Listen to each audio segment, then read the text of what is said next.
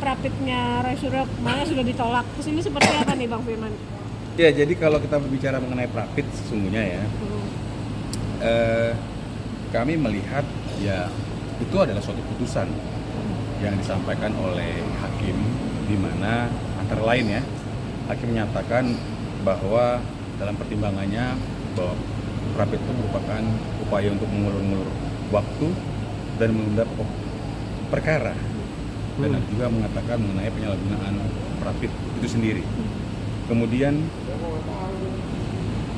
untung ada putusan ini, sehingga putusan ini akan menjadi suatu hal di mana Prapit di kemudian hari sudah akan ada aturan-aturan lainnya, sehingga tidak bisa disalahgunakan seperti itu. Sehingga masalah apa yang diputuskan oleh hakim tentu akan menjadi hukum di kemudian hari seperti itu. Dan jelas bahwa apa yang disampaikan dalam Prapit itu juga sebenarnya adalah merupakan upaya untuk melakukan eksaminasi terhadap pasal-pasal, dan itu seharusnya ada di dalam pokok perkara, di persidangan seperti itu. Jadi artinya ya saya melihatnya bahwa nanti pada saat persidangan disitulah akan diuji segala hal, termasuk ujian mengenai keabsahan alat bukti, seluruh argumentasi hukum yang disampaikan, syarat formil dan syarat material, dan juga mengenai kualitas maupun relevansi dari pembuktian. Saya rasa demikian. Nah, Bang Firman, apakah ini kan dia melakukan Prapit yang ketiga? Dan apakah ini memang, maksudnya tadi kan Mas Firman mengatakan bahwa ini salah satu untuk untuk memundurkan jadwal sidang pidana ya perkara. Bang Rismon. Gimana, Bang? Jadi kalau yang saya sampaikan tadi itu adalah antara lain pertimbangan dari hakim dalam putusan Prapit, di mana putusan Prapit keduanya Mas Roy itu ditolak seperti itu. Jadi bukan pendapat saya cari menyampaikan itulah isi daripada kurang lebih inti daripada putusan Prapit yang kedua itu. Nah, mengenai apa yang disampaikan dalam Prapit ketiganya yang diajukan sebelum putusan Prapit kedua, saya menghargai. Tapi melihat dari apa yang disampaikan dalam putusan Prapit kedua, maka putusan Prapit kedua itu ditolak keseluruhan. Jadi tidak ada yang disetujui, tidak ada yang diberikan seperti itu. Sehingga dengan demikian, berkaca dengan itu disampaikan ya antara lain ya, bahwa itu dalam rangka untuk mengulur-ngulur pokok perkara. Saya pikir tentu ya kurang lebih akan seperti itu juga. Namun tentu kita harus menghargai nanti apapun putusan dari hakim tunggal yang memeriksa Prapit ketiga tersebut yang disampaikan oleh Mas Roy Suryo. Demikian. Tapi bisa gak sih hakim nanti di Prapit ketiga bisakah memutuskan langsung membawa perkara ini ke pokok perkara aja? Ya, saya pikir dengan melihat situasi yang ada kan tentu kan para hakim juga melihat ini ya, ada Prapit 1, Prapit 2, kemudian ada juga sidang di Jakarta Timur seperti itu ya. Walaupun masing-masing akan diperiksa sendiri seperti itu ya. Boleh-boleh saja dan bisa-bisa saja. Seperti sebagaimana putusan dalam Prapit 2 ini kan juga mereka juga memberikan pandangan tersendiri nih para hakim, hakim tunggal ini kan gitu. Jadi ya boleh-boleh bisa-bisa saja demikian. Oke. Lalu untuk mungkin sebenarnya kan ini kan yang ketiga itu adalah menuntut ganti rugi. Sebenarnya kan bisa disatukan di Prapit pertama ya, ketika Prapit itu disahkan, diterima gitu. Mungkin tanggapannya gimana? Iya, makanya seharusnya kan ini kan semua kan diajukan dalam suatu Prapit. Iya. Segala hal apapun lah. Sehingga tentu dengan komprehensif. Dan tentu ya hakim akan menilai semua itu. Nah, dengan saya menggunakan putusan dari Prapit 2 ya. Dengan menggunakan apa yang dalam pertimbangan hakim dalam Prapit 2 tadi, bahwa jelas menyatakan bahwa ini adalah upaya untuk mengulur-ngulur waktu sehingga menjadi pokok perkara itu tidak cepat di sidang, kira-kira begitu loh. Jadi saya pikir ya kalau kita melihat ini kan sebenarnya bisa dirangkai dalam satu Prapit semua. Iya, semuanya. Semua. Dengan dia mencoba untuk membagi ya, saya pikir itu sama saja tidak menyampaikan haknya secara langsung. Nah, contohnya Prapit 2 mengenai tersangka, harusnya kan disampaikan kan lama pada waktu penetapan tersangka. Hari ini kan Mas Roy kan sudah dilimpah berkasnya, dari penyidik dilimpah kepada jaksa penuntut umum juga sudah dilimpah kepada pengadilan. Artinya ya kalau melihat lagi dari putusan Prapit 2 ya, tidak lagi bisa relevansinya seperti itu. Tapi ngomong-ngomong tentang Prapit ganti rugi ini, Pak Firman, mungkin apalagi Prapit yang pertama itu diterima kan, karena perkaranya itu ya diterima. Maksudnya mungkin nominalnya berapa sih mungkin kira-kira Kalau seharusnya? saya melihatnya kok ya silakan saja kan. Nah tentu kan nilai-nilai itu kan juga silakan saja. Hanya kan di dalam Prapit 1 itu kalau saya tidak salah ya, mari saya koreksi saya kalau saya salah. Itu disampaikan bahwa ketika dia salah penangkapannya maka dilepas, ketika dia salah penahanan maka tahanannya dilepas, ketika ada dalam penggeledahan ditemukan sesuatu dan kemudian disita maka akan dilepas dan tidak bisa dijadikan barang bukti, kurang lebih seperti itu. Nah maka menurut saya ya kalau itu sudah disampaikan sebenarnya sudah selesai. Nah mengenai kualifikasi atau kalkulasi kerugian material ini kan ya sekali lagi saya melihatnya kok kayaknya kecil kemungkinan, tapi saya hargai apa yang disampaikan sama Mas Roy. Saya hargai nanti pandangan daripada hakim tunggal yang memeriksa ini, tetapi kok saya melihatnya itu sudah selesai.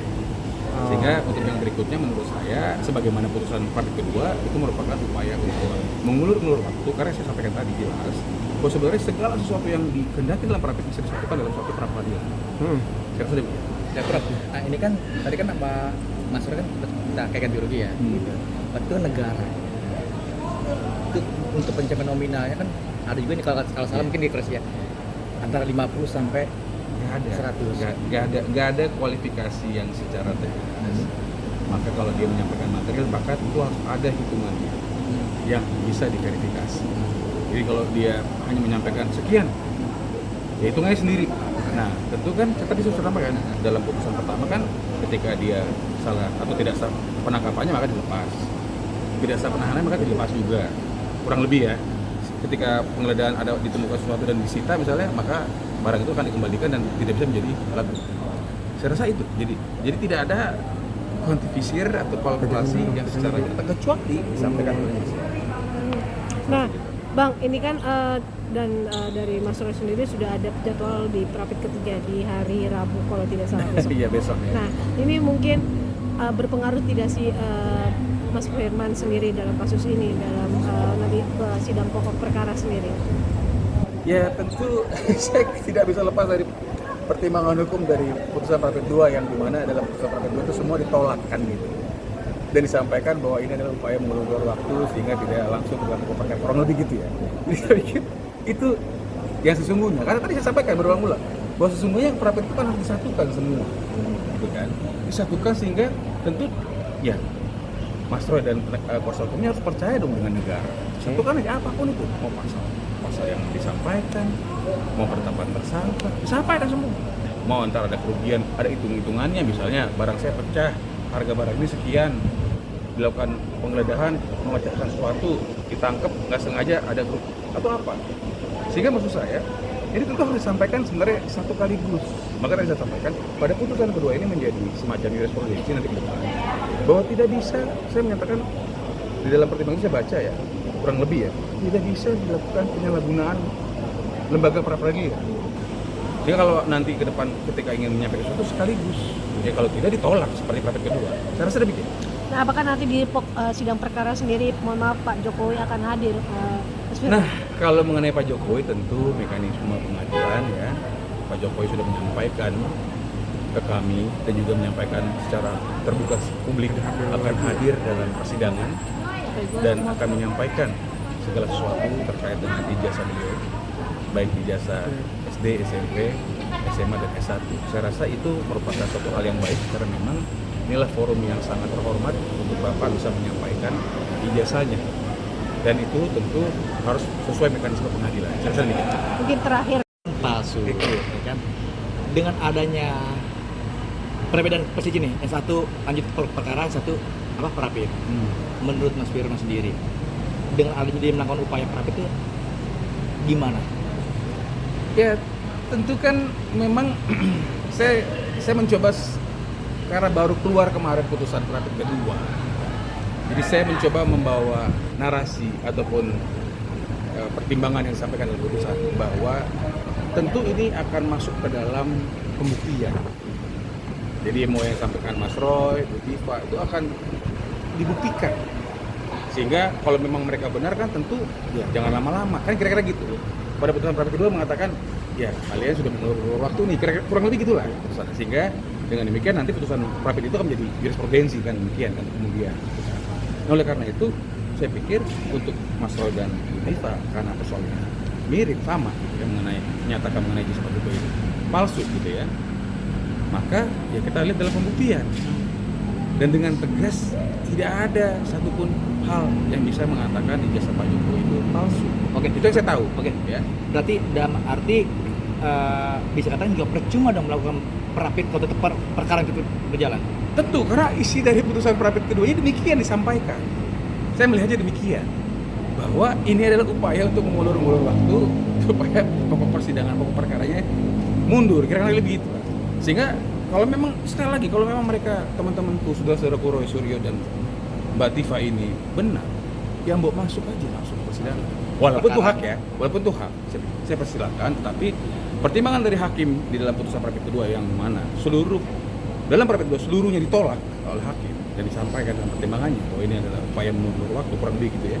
Saya pikir itu suatu hal yang harus kita cermati juga, sehingga untuk pengajuan berikutnya pasal-pasal yang mereka sampaikan mungkin akan dieksaminasi detail sebagainya, saya pikir ya akan kurang lebih, karena itu sudah masuk ke dalam materi pokok perkara yang akan dinilai oleh hakim secara lebih luas, waktunya juga lebih luas, sehingga nanti itu akan menjadi baik, dan itu tidak mengeliminasi haknya Mas Roy dalam mengajukan Prapit karena diuji sama. Itu penting disampaikan, karena jangan sampai mereka beranggap, wah ini hak saya, iya benar, tapi di dalam pokok perkara juga sama.